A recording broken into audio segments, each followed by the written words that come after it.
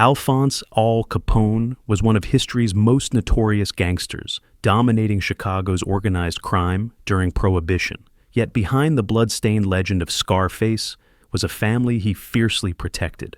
Capone married Mae Coughlin in December 1918, just as his criminal star was rising.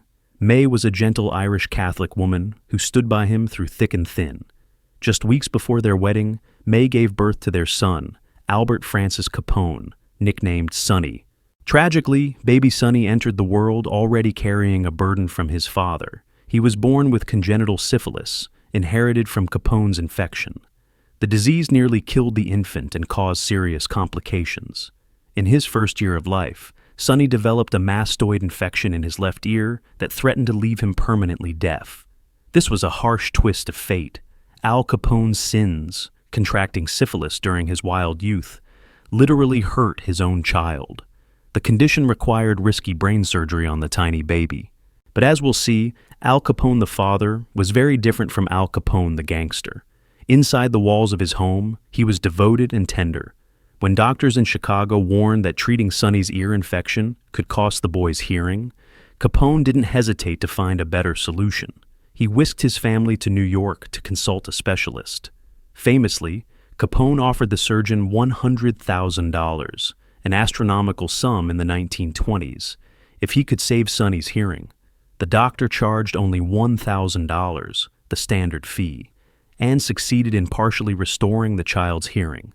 Sonny would be left partially deaf in one ear, but the infection was cured and his life saved. In fact, Al Capone tried to ensure that his son would follow a straight and narrow life, not a life of crime. The family eventually settled in Florida, seeking peace away from the gang wars up north. Capone doted on his boy. He bought Mae and Sonny a lavish house on Palm Island near Miami Beach in 1928 as a gift, providing a safe haven where the family could live quietly. Mae decorated their tropical mansion and made it a real home, while Al commuted between his criminal empire in Chicago and his family in Florida. While Capone was running the Chicago outfit, Sonny was living a sheltered childhood. He attended the prestigious St. Patrick Catholic School in Miami Beach. By all accounts, the boy was polite, kind, and completely removed from his father's illicit affairs. In school, his friends knew him simply as Albert or Sonny. One of his schoolmates was a young Desiderio Arnaz, later famous as Daisy Arnaz, the co-creator of I Love Lucy. Yes, the Daisy Arnaz was a childhood friend of Al Capone's son. The two boys would play together, unaware of how differently their futures would unfold. Sonny's upbringing was almost ordinary on the surface: church on Sundays, homework on weekdays, and playing with friends in the Miami sunshine. This was exactly what Al and Mae wanted: normalcy for their child. Of course, things were never entirely normal, given who his father was. Federal agents and police watched the Capone family closely. When Al Capone was finally arrested and imprisoned for tax evasion in 1932, Sonny was just 13 years old. It was a tumultuous time. His father went from being an untouchable kingpin to a federal inmate overnight. Mae Capone now had to raise Sonny mostly on her own while Al served time. Yet, even behind bars, Capone remained a devoted dad. He exchanged frequent letters with Sonny and Mae. In one touching letter from Alcatraz, Al Capone addressed his son lovingly as, "Well, heart of mine," and wrote wistfully, "Keep up your chin. I sure would love to see you and your mother."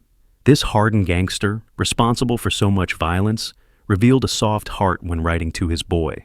By the time he started college, Al Capone had been released from prison due to ill health.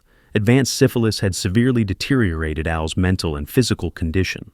The family reunited at their Florida home in 1940 when Al came home, but he was a changed man, far from the powerful gang boss he once was. For Sonny, these were bittersweet years. He finally had his father back, but Al was suffering from neurosyphilis, prone to confusion and memory loss. Sonny helped Mae care for Al in his final years. In January 1947, Al Capone died at home, ending the reign of the legendary mobster once and for all. Sonny was 28 years old when his father passed away. At Al Capone's funeral in Chicago, the world saw the public end of an era. But for Sonny Capone, a new chapter of life began, one without the looming presence of his notorious father. With his father gone, Albert Sonny Capone was determined to live a quiet, honest life, far removed from organized crime. He had seen the havoc the gangster life wrought on his family and wanted none of it. In fact, Mae Capone's parting advice to her son was, "Don't do what your father did. He broke my heart." A clear plea for Sonny to avoid the criminal path. Sonny listened. He was a law-abiding citizen for most of his days, carving out a very un-Capone-like existence. Sonny had attended the University of Miami, earning a degree and showing that a Capone could succeed in legitimate education. In 1941, in his early 20s, he fell in love and married a young woman named Diana Ruth Casey. This marked the start of a new family line for Al Capone's descendants. The couple settled in Florida and soon had children of their own, giving Al Capone 4 granddaughters in total. Yes, Al Capone lived long enough to become a grandfather. Sonny and Diana's daughters, Veronica, Teresa, Barbara, and Patricia, who goes by Diane, were born in the 1940s and early 1950s, while Papa Al was still alive, though in declining health. In fact, the gangster doted on his little granddaughters during his final years. One granddaughter, Diane Patricia, later recalled her most precious memory, being lifted to her dying grandfather's bedside in 1947 to hear him whisper, "I love you, baby girl," shortly before he passed. To those girls, Al Capone wasn't a feared mob boss. He was the loving grandpa who spoiled them with candy.